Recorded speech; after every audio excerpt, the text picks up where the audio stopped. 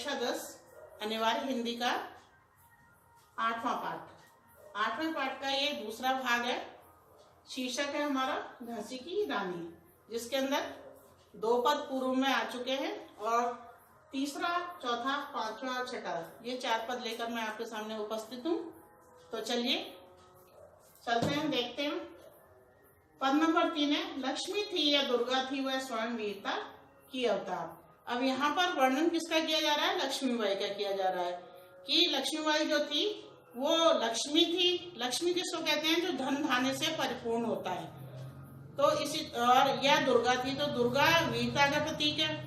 तो लक्ष्मीबाई भी वीरता में निपुण थी, इसलिए यहाँ पर इनको दुर्गा विशेषण दिया गया है। वह स्वयं वीरता की अवतार, यानी वीरता के रूप में स्वयं अवतरित हुई थी।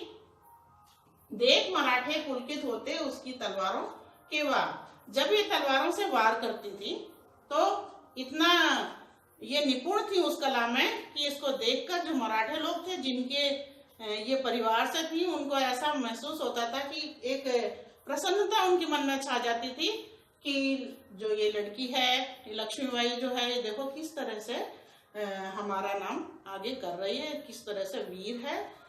आगे, नकली युद्ध व्यूह की रचना और खेलना खूब शिकार। तो जब इनका कार्य क्या था, ये किस तरह के खेला करती थी कि नकली युद्ध करती थी, व्यूह रचना कर लेती थी। व्यूह रचना होती है कि इस तरह से ये घेरे होते हैं, 5 या 7 घेरे होते हैं, बीच में यहाँ पर दुर्ग होता है और जो शत्रु है वो बाहर होता है। अब शत्रु को दुर्ग तक पहुंचना है तो वो कैसे पहुंचेगा वहां? यहाँ पर क्या होता है कि इस तरह से दरवाजे बने हुए होते हैं, कहीं 2 होते हैं, कहीं 4 होते हैं।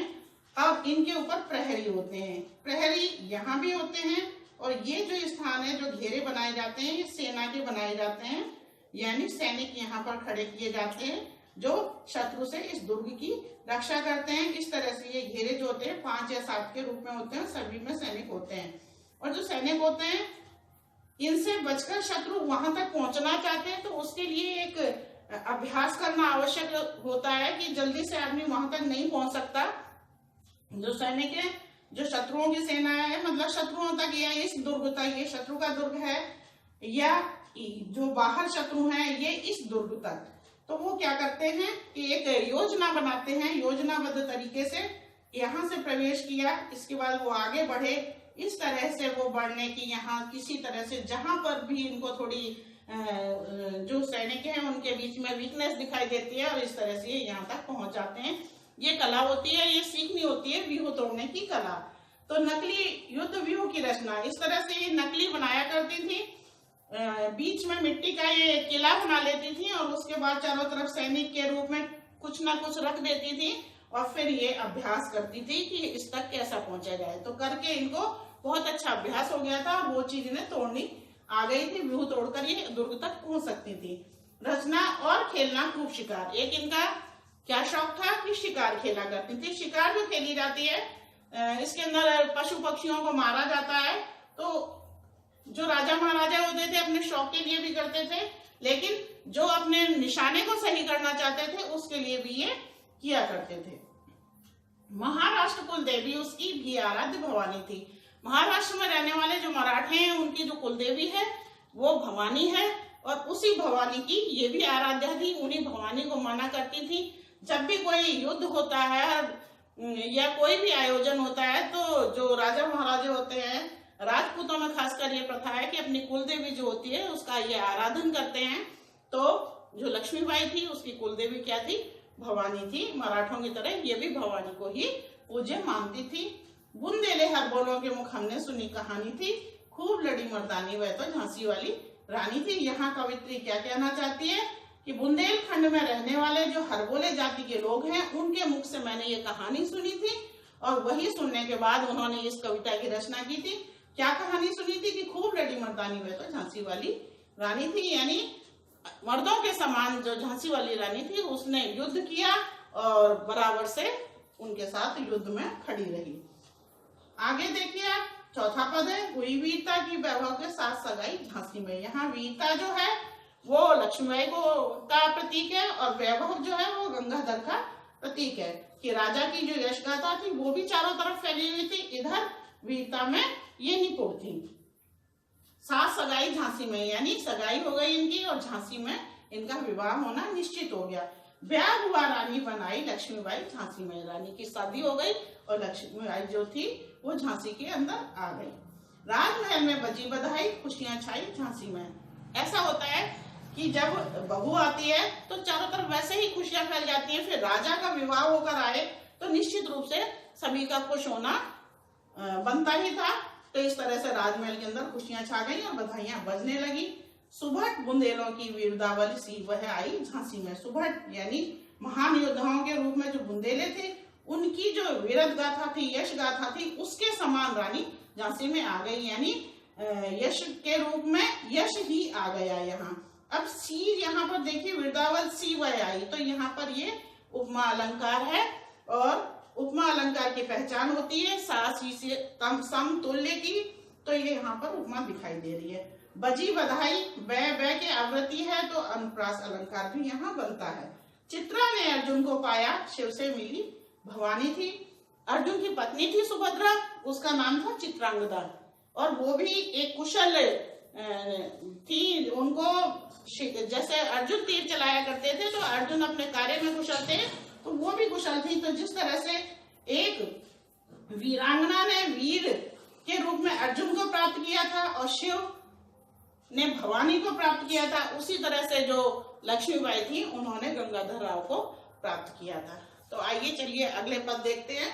पांचवा पद है, उदित हुआ सौभाग्य मुदित महलों में उजियाली छाई।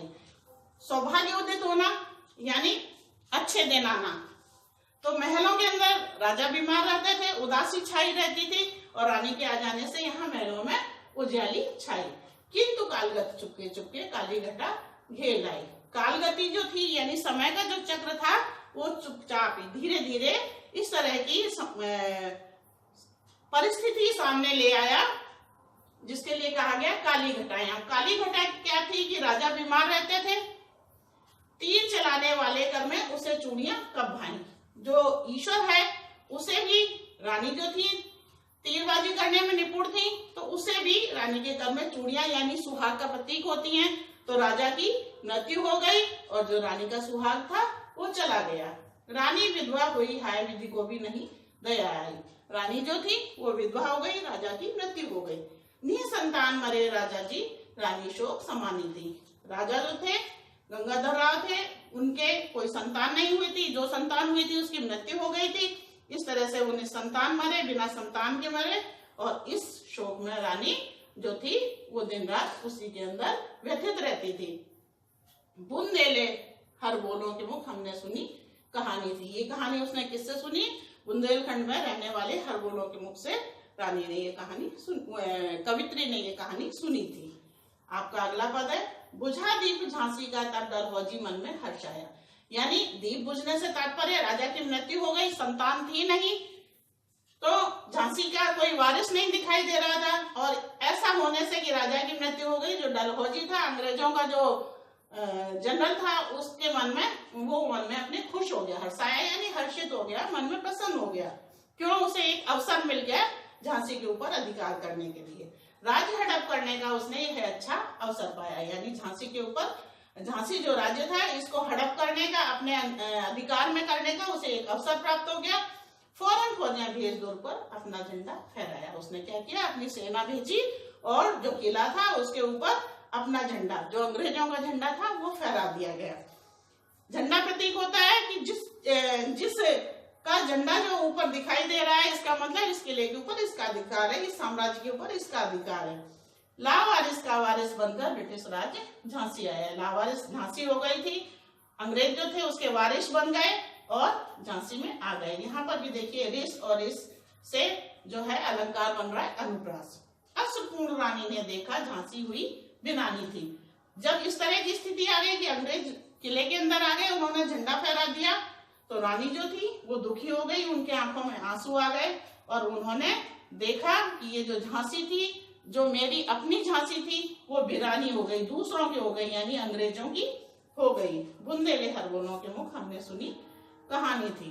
खूब लड़ी मर्दानी वह तो झांसी वाली रानी थी बुंदेलखंड में रहने वाले हरबोले जाति के लोगों के मुख से, जो यश गाथा गाने का कार्य किया करते हैं, उनके मुंह से कवित्री ने ये कहानी सुनी थी क्या कि जो झांसी की रानी थी वो मर्दों के समान युद्ध में डटकर उसने युद्ध किया था और वो झांसी वाली रानी थी।